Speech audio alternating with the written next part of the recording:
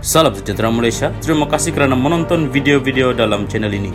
Sebelum kita mula, jangan lupa untuk tekan tombol subscribe, share, like dan komen. Let's go! Salam sejahtera dan salam perpaduan kepada seluruh rakyat Malaysia. Berita seterusnya bertajuk Anwar jumpa KJ, pakar ekonomi bincang hala tuju ekonomi. Berita penuh, Perdana Menteri Anwar Ibrahim mengadakan perjumpaan dengan bekas Menteri Kesihatan Khairy Jamaluddin, ahli ekonomi serta pakar industri petang tadi untuk membincangkan hala tuju ekonomi negara. Tidak dapat dipastikan peranan yang dimainkan Khairy dalam pertemuan itu. Khairy dipecat oleh UMNO pada akhir Januari yang dilihat sebagai langkah menyingkirkan pengkritik Presiden Parti Ahmad Zahid Hamidi. Naib Presiden UMNO Johari Ghani yang sebelum ini menjadi Menteri Keuangan II semasa pentadbiran bekas Perdana Menteri Najib Razak turut hadir. Dalam hantaran di Instagram, Anwar berkata pertemuan itu adalah sebahagian daripada usaha berterusan kerajaan untuk mencari idea dan pandangan daripada semua lapisan masyarakat mengenai ekonomi negara. Perbincangan turut menyentuh bidang pertumbuhan baharu dan kaedah untuk memperkukuh ekosistem pelaburan. Segala pandangan yang dikongsikan pastinya akan digunakan untuk membentuk naratif ekonomi madani yang sedang dirangka bagi mencorak hala tuju ekonomi negara dalam tempoh jangka masa sederhana dan panjang, katanya. Pada Isnin, Anwar berkata naratif ekonomi madani akan dilancarkan pada Ogos sebagai panduan untuk hala tuju ekonomi negara yang lebih jelas. Individu lain yang menghadiri mesyuarat itu ialah pengurusi Institut Penyelidikan Ekonomi Malaysia MIER Muhammad Effendi Norwawawi, pakar ekonomi Dr. Nung Sari Ahmad Radhi, pengarah Institut Pembangunan dan Kemajuan Inklusif Malaysia Universiti Kebangsaan Malaysia Nur Azlan Ghazali, Ketua Setiausaha Khazanah Johan Mohamud Meriken dan Ketua Setiausaha Kementerian Ekonomi Nur Azmi Diron. Anwar menambah, pakar ekonomi yang hadir pada mesyuarat hari ini bersetuju bahawa kerajaan mempunyai masa yang terhad untuk mengatasi cabaran yang membelenggu ekonomi negara bagi mengembalikan Malaysia ke landasan yang betul. Saya faham, sebarang reformasi atau pembaharuan memerlukan disiplin dan kesabaran.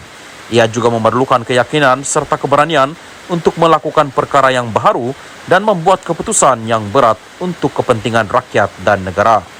Namun, kerajaan ini tekad dan akan bekerja keras untuk memacu pertumbuhan yang inklusif dan mampan. Pertumbuhan ekonomi bukan tentang angka semata-mata, tetapi mesti menggarap keperluan serta kehendak rakyat, katanya lagi. Salam sejahtera dan salam perpaduan kepada seluruh rakyat Malaysia. Berita panas malam ini bertajuk Dakwaan aset UMNO RM100 bilion hilang. Tun M, dua bekas menteri digesa beri penjelasan. Berita penuh, Veteran UMNO menggesa Tun Dr. Mahathir Mohamad bersama dua bekas Menteri Keuangan memberi penjelasan berkaitan dakwaan kehilangan aset UMNO dikatakan bernilai RM100 bilion. Penjelasan bekas Perdana Menteri yang juga bekas Presiden UMNO itu bersama Tun Daim Zainuddin yang juga bekas Bendahari Parti selain Tan Sri Nor Mohamed Yaakob, menurut veteran UMNO perlu kerana rakyat khususnya ahli parti itu berhak tahu cerita sebenar. Menerusi satu kenyataan, Setiausaha Agung Veteran UMNO Datuk Mustafa Yaakob berkata dakwaan itu adalah sesuatu yang serius dan melibatkan dana besar serta membabitkan kepentingan awam. Saya kira orang ramai, khususnya ahli UMNO, perlu diberi penjelasan oleh tiga bekas pemimpin ini.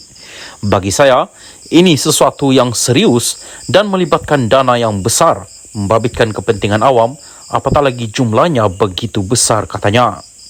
Mustafa merujuk dakwaan pengendali laman blog Malaysia Today, Raja Petra Kamarudin. Kononnya, wujud pertelegahan di antara ketiga-tiga bekas pemimpin itu berhubung isu aset berkenaan. Sudah pasti dakwaan Raja Petra ini sesuatu yang serius. Sekaligus, perlukan penjelasan tiga bekas pemimpin UMNO ini kerana isu berlaku ketika era Dr. Mahathir menjadi Perdana Menteri, katanya.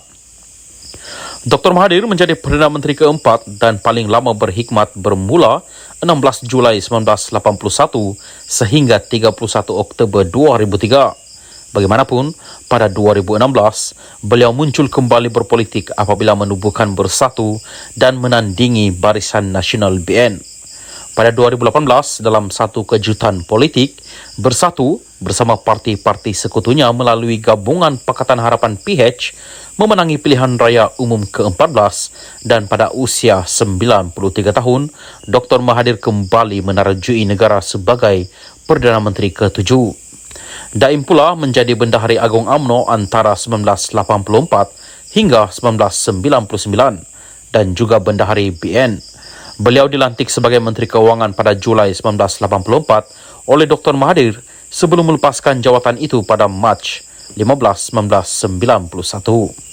Pada 1998, Daim kembali sebagai Menteri Tugas-Tugas Khas bagi menangani krisis ekonomi negara yang semakin memuncak. Pada Januari 1999, beliau dilantik semula sebagai Menteri Keuangan selepas penyandang jawatan Datuk Seri Anwar Ibrahim dipecat daripada Kabinet. Beliau kemudian meletak jawatan sebagai Menteri Keuangan pada 31 Mei 2001. Nur Mohammed pernah berkhidmat di Bank Negara Malaysia BNM dari 1968 hingga 1994 sebelum dilantik oleh Dr. Mahathir sebagai anggota jawatan kuasa kecil menangani krisis ekonomi negara pada 1998. Pada Mei 15, 2000, beliau dilantik sebagai penasihat khas ekonomi kepada Perdana Menteri dan 2 tahun kemudian dilantik sebagai pengarah Khazanah Nasional sebelum menjadi senator dan dilantik menjadi Menteri Keuangan 2 dari 2004 hingga 9 April 2009. Nur Mohammed bertanding pilihan raya umum 2008 atas tiket Barisan Nasional BN dan menang di kerusi Parlimen Tasik Glugo. Sesulan penstrukturan semula Kabinet pada April 2009, beliau dilantik Menteri di Jabatan Perdana Menteri menerajui unit perancang ekonomi dan unit kerjasama awam dan swasta sehingga 2013.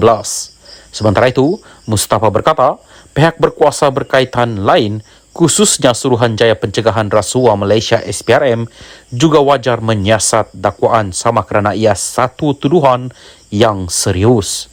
Saya kira ada baiknya jika pihak berkuasa menyiasat dakwaan ini. Jika dakwaan benar, ini bukan satu perkara biasa kerana jumlah nilai asid begitu banyak, katanya. Katanya lagi, isu asid UMNO pernah dibangkitkan ketika Datuk Seri Najib Razak menjadi Perdana Menteri dan juga Presiden UMNO, namun tiada pembongkaran lanjut dibuat. Cerita kehilangan harta UMNO ini telah menjadi rahsia umum sekian lama. Ahli UMNO ternanti-nanti untuk mendapat jawapannya. Semasa Najib menjadi Presiden UMNO dan Perdana Menteri sebelum ini, ada usaha untuk membongkar rahsia di sebalik kehilangan harta UMNO itu. Tetapi Najib tidak bersetuju atas dasar pre-kemanusiaan, katanya.